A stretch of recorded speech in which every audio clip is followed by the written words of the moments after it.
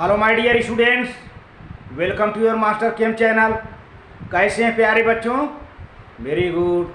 आज मैं Amla Shankar Yadav master chem channel की तरफ से आईआईटी, जेई एंड नीट के बच्चों के लिए वीडियो लेकर आया हूं सॉल्यूशन चैप्टर से। तो हमारी डिस्कशन प्यारे बच्चों कंसंट्रेशन को लेकर हो रही थी। तमाम तरह के कंसंट्रेशन का डिस्कशन हमने किया। आज का डिस्कशन होगा पीपीएम, पार्ट्स पर मिलियन पार्ट्स और mole fraction.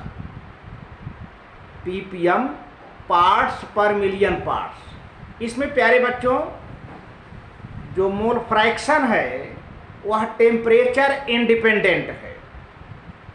Mole fraction temperature independent है और मोलैलिटी भी टेम्परेचर इंडिपेंडेंट है। तो इसके बारे में हम पार्ट्स पर मिलियन ज़्यादातर बहुत ही पॉल्यूशन के क्षेत्र में, पॉल्यूशन के फील्ड में इसका यूज किया जाता है, जहाँ पे बहुत ज़्यादा सॉल्वेंट हो और थोड़े अमाउंट में सॉल्यूट हो। Very less solute and very large solvent, ऐसे जगहों पर पीपीएम का यूज होता है।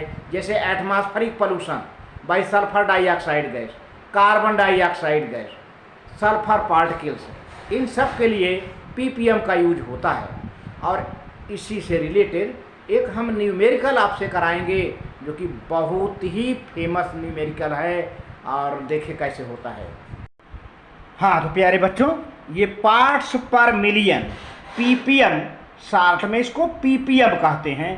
पीपीएम, पीपीएम, पार्ट्स पर million. This method is used for expressing the concentration of very dilute solutions such as hardness of water। Water में calcium, magnesium के carbonate, bicarbonate, sulphate, इन सब का क्वांटिटी निकालने के लिए इसका यूज किया जाता है। Air pollution etcetera. when very small quantity of a solute is present in a large quantity of solution, the concentration of solute is expressed in terms of ppm। in terms of ppm के terms में हम, यानी parts पर million के terms में concentration को हम express करते हैं प्यारे बच्चों।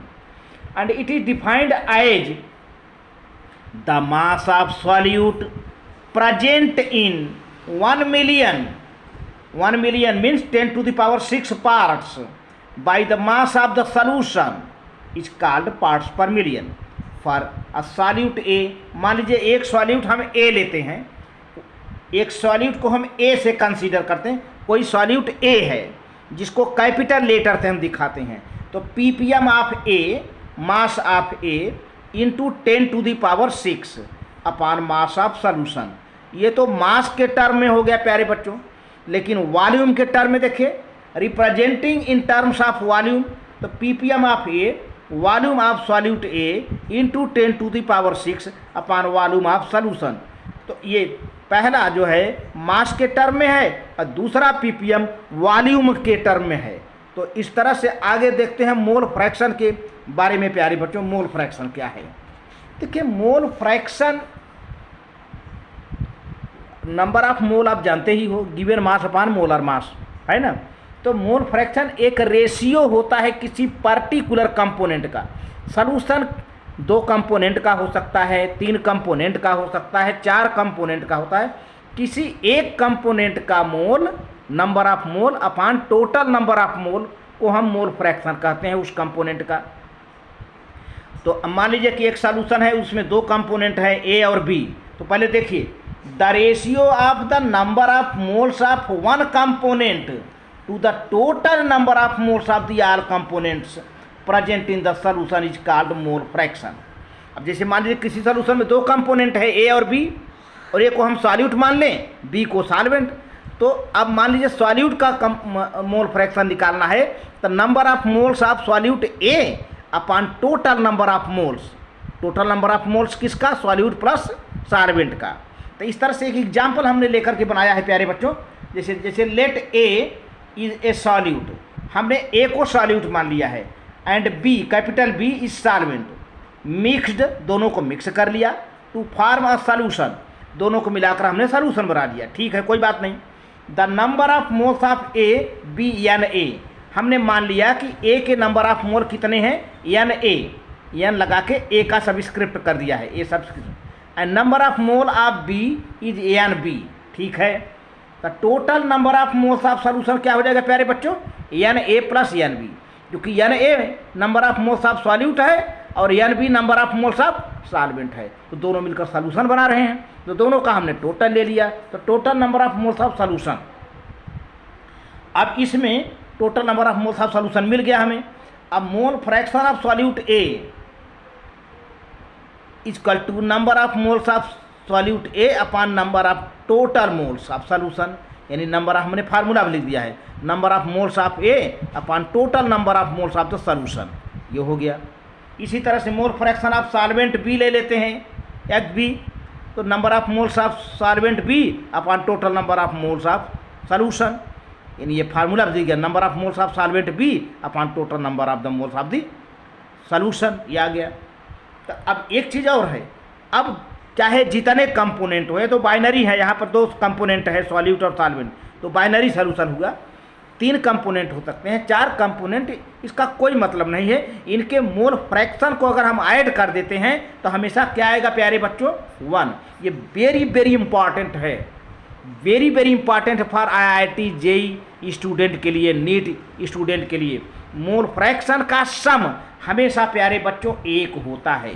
हम देख भी लेते हैं, मान लीजिए ये है X A plus X B, mole fraction, X A is the mole fraction of solute, X B is the mole fraction of solvent. अब दोनों का हमने सम ले लिया, N A upon N A plus N B upon N A plus N B. अब क्योंकि denominator same है, numerator को हमने ऐड कर दिया, अब नीचे ये है, कट गया, 1 आ गया ना। तो इस तरह से देखा जाए तो हमेशा ये नोट जान लीजिए, mole fraction, sum of the mole fraction is always 1, हमने कैपिटल लेटर से लिख दिया है। Molality and mole fraction are temperature independent, molality and mole fraction are temperature independent.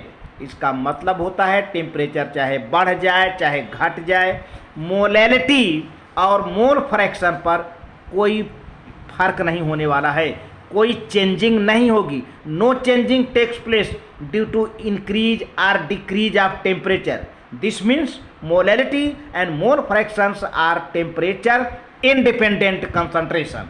Next point देखिए प्यारे बच्चों, अब यहां पर एक अच्छा सा सवाल आया है, अब समझते जाइए point wise. Calculate the molality and mole fraction of the solute in aqueous solution containing 3 gram of urea. Urea कितना है, 3 ग्राम है urea. Molar mass of urea is 60 ग्राम पर मोल पर 250 ग्राम ऑफ द वाटर, ये है। तो 3 ग्राम यूरिया हर 250 gram water में dissolve होता है। तो यूरिया का एक फार्मूला आप जानते रहो, क्योंकि आगे चलकर आपको ये प्रॉब्लम आ सकती है। मान लीजिए यहाँ तो यूरिया का मोलर मास दे दिया है, ना दे तो आप जानते रहिए यूरिया का फार्मूला है NH2CONH2। इसका मोलर मास प्यारे बच्चों निकालोगे तो 60 ही ग्राम आएगा, 60 ग्राम आएगा। अच्छा, अब देखा जाए तो गिवन मास ऑफ यूरिया है 3 ग्राम दिया है, ठीक है। Given mass of water 250 gram है। तो ऐसा करो प्यारे बच्चों, number of mole of urea निकाल लो। तो given mass upon molar mass, given mass urea का कितना है 3 ग्राम, मोलर मास कितना है 60 ग्राम। आप इसको डिवाइड कर दोगे तो क्या आ जाएगा, 0.05 मोल्स ऑफ यूरिया। चलिए अब आ जाए मोलैलिटी। तो चूंकि मास आपको ग्राम में दिया है वाटर का, वाटर सॉल्वेंट है ना, तो मोलैलिटी का फार्मूला क्या होता है, number of moles of solute upon mass of solvent in kilogram. तो आपको परेशान होने की ज़रूरत नहीं है। वाटर का मास 250 ग्राम दिया है, तो आप ऐसा करो कि 250 ग्राम ही लिखिए, बट यहाँ जहाँ मोल लिखोगे वहाँ 1000 से मल्टीप्लाई कर दो। बस आपका 250 ग्राम किस में चला गया होगा, किलोग्राम में कन्वर्ट हो गया। तो देखिए molarity is equal to number of moles of solute upon mass of solvent in KG. तो मास ऑफ सॉल्वेंट ग्राम में दिया है, तो नंबर ऑफ मोल कितना पाया है 0.05 इंटू 1000 कर दिया। 1000 करने की क्या ज़रूरत पड़ी, क्योंकि मास आपका 250 ग्राम में दिया है, आपको किलोग्राम में ले जाना है, इसीलिए मल्टीप्लाई कर दिया। अब एक जीरो कैंसिल कर दिया, अब 25 आया और 100, 25 फोर जा कितना हो जाएगा 100। तो अब ये मल्टीप्लाई कर देंगे हम, आ जाएगा क्या, ये जो है 0.2 मोल, या आप ऐसे कर दीजिए, चाहे ऐसे डायरेक्ट कर दीजिए, चाहे ऐसे कर, जैसे आप काटना हो, आपका आएगा 0.2 मोल पर केजी। एक आंसर आ गया मोलारिटी। या आप ऐसे कर दीजिए, 10 से मल्टीप्लाई कर दो, 100 से मल्टीप्लाई कर दो, ये डेसिमल हट गया। अब 5 1 जा 5, 5 5 जा 25, 5 2 जा 10, है ना, ये आ गया। या आप 25 से 100 को डिवाइड कर दो, ऐसे कर दीजिए, जैसे आपका अच्छा लगे। अब number of mole of water, number of mole of, चूँकि मोल फ्रैक्शन निकालना है, तो number of mole of water निकालो प्यारे बच्चों। गिवन मास कितना है 250 ग्राम। मोलर मास वाटर का कितना आता है 18 ग्राम, 2 और प्लस 16, 18 ही तो हुआ। हाइड्रोजन का 2 हुआ, ऑक्सीजन का 16, तो 18 ग्राम वाटर का हुआ गिवन मास। अब आपका number of mole of water कितना आ गया 13.89 मोल, ये वाटर का नंबर ऑफ मोल आ गया, याद रखिए। तो अब आपके पास दोनों मोल आ गए, सॉल्यूट यूरिया का नंबर ऑफ मोल 0.0 मोल और सॉल्वेंट वाटर का मोल 13.89 मोल। तो सॉल्यूशन का मोल क्या होगा, number of mole, total number of moles of solution 0.05 plus 13.89 आ जाएगा 13.94 मोल से आ जाएंगे सॉल्यूशन का टोटल मोल्स। तो मोल फ्रैक्शन ऑफ सॉल्यूट मांग रहा है, सॉल्वेंट नहीं, तो मोल फ्रैक्शन ऑफ सॉल्यूट निकालना है। तो मोल fraction of solute number of moles of solute upon total number of moles, यही मैंने बताया था। तो number of moles of solute कितना है 0.05 मोल लिख लिया, बहुत बढ़िया। टोटल मोल आपने यहाँ बना रखा है 13.94, यहाँ रख दिया। अब डिवाइड कर दिया तो कितना हुआ 0.00359, ये मोल फ्रैक्शन हुआ सॉल्यूट का। इस तरह से ये आंसर है प्यारे बच्चों। तो वीडियो अच्छा लगे तो लाइक करके सब्सक्राइब कर देना, शेयर करना। थैंक यू वेरी मच प्यारे बच्चों।